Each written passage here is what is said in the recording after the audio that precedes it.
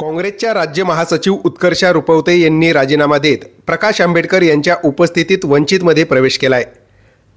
वंचितकडून उत्कर्षा रुपवते यांना शिर्डी लोकसभेची उमेदवारी आता जाहीर करण्यात आली आहे। रुपवते यांच्या उमेदवारीने शिर्डी लोकसभेची चुरस वाढणार असून महाविकास आघाडीचे भाऊसाहेब वागचौरे आणि महायुतीचे उमेदवार सदाशिव लोखंडे यांच्यासमोर आता उत्कर्षा रुपवते यांचे आव्हान असणार आहे।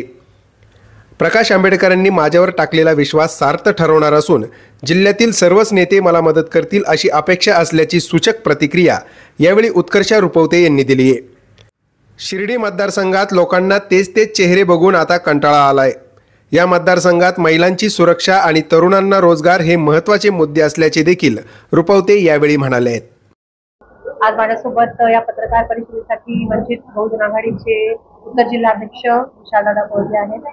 त्याचबरोबर जिल्हा समितीचे सगळे सन्माननीय सदस्य सुहास राठोड, गौतम पगारेजी, इडकेजी हे सगळे उपस्थित आहेत। जसं आपण म्हटलं तसं खूप इमोशनल आणि हार्ड डिसिजन होता माझ्यासाठी। एवढं सोपं नव्हतं हे करणं, कारण 3 पिढ्यांचा काँग्रेस पक्षाशी संबंध राहिला। माझा जन्मच मुळात ज्या घरात झाला तिथे दोन्ही घरांमध्ये काँग्रेसचंच काम आम्ही एवढी वर्ष केलं।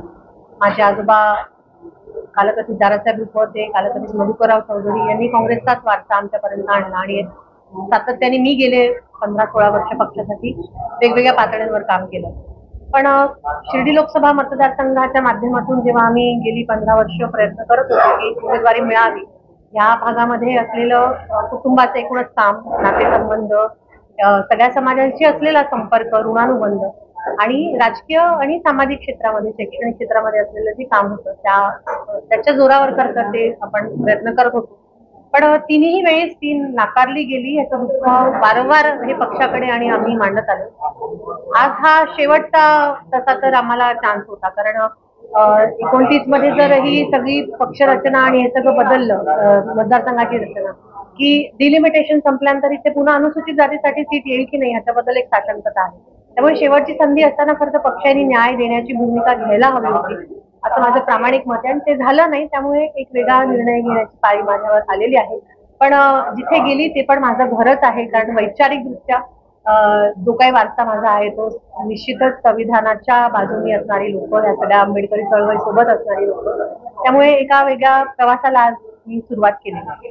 मी खरं म्हणजे जेव्हा काँग्रेस पक्षाकडून ही सीट सुटली किंवा शिर्डी नाही आली काँग्रेस पक्षाकडे, कुठेतरी एक डोक्यात विचार होता की ठीक आहे थांबून घ्यावं। पण त्यानंतर जे 15-20 दिवस गेले, आपणही बोललो मध्यंतरी प्रेसमध्ये, तिथे लक्षात आलं की सर्वात मोठा रेटा हा लोकांचा आहे, जनतेचा आहे। कारण जे काही उमेदवार जनतेपुढे आले ते जनतेला मान्यच नाहीये, गैरसोय आहे किंवा ऑप्शनच नाही, म्हणून त्यांना वोट करावं लागणार आहे।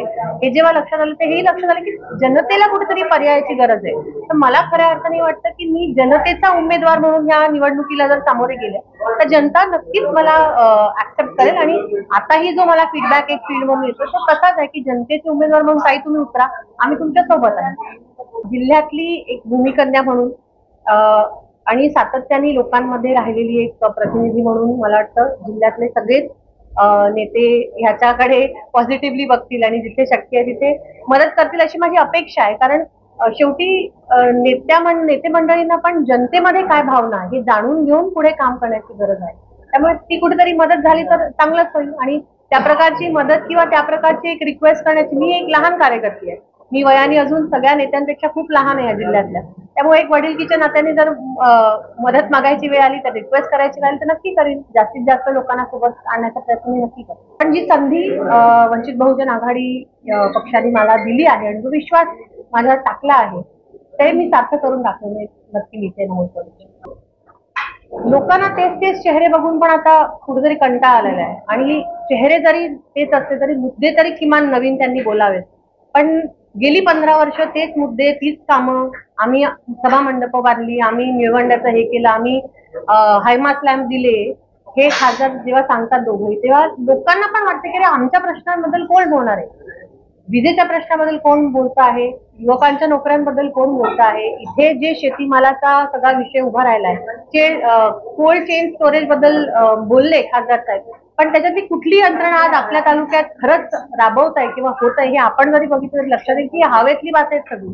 त्यामुळे ऑन ग्राउंड लोकांना ज्याची गरज आहे मग ती महिला सुरक्षिततेपासून युवकांना हाताला काम मिळावं यासाठीचा जो काही मेगा प्लॅन असेल ते माझ्या डोक्याच्या कल्पना आहे. मी लवकरच माझं एक त्याच्याबद्दलचं एक जाहीर करणार आहे, जाहीरनामा म्हणा की माझं प्लॅन आहे, माझी विजन.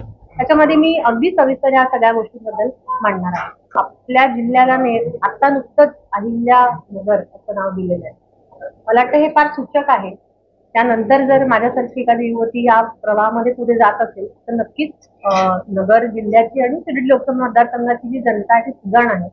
आणि मला असं वाटतं की ज्या निम्म्या महिला आहेत, ज्या वोटर आहेत, म्हणजे आपल्याकडे जर 16.5 लाख मतदान असेल, निम्म्या महिला आहेत, हे नक्कीच त्यांना अपिलिंग ठरेल की आपल्या प्रश्नांबद्दल बोलणारा, आपल्या प्रश्नांची जाण असणारा जर कोणी उमेदवार समोर असेल, एक महिला असेल, तर ते अपील नक्कीच राहणार आहे. आणि शिवाय युवकांसाठी पण एक मोठी संधी आहे. दोन्ही उमेदवार जे आज आपल्याकडे आहेत, काय कनेक्ट आहे युवकांची किंवा युवकांच्या प्रश्नांबद्दल ते काय मांडतात, काय बोलतात, हा प्रश्न युवकांपुरतेही आहे. त्यामुळे त्या दोन्ही विषयांवरती मला वाटतं मला नक्कीच एक उभारी मतदारसंघामध्ये मिळेल.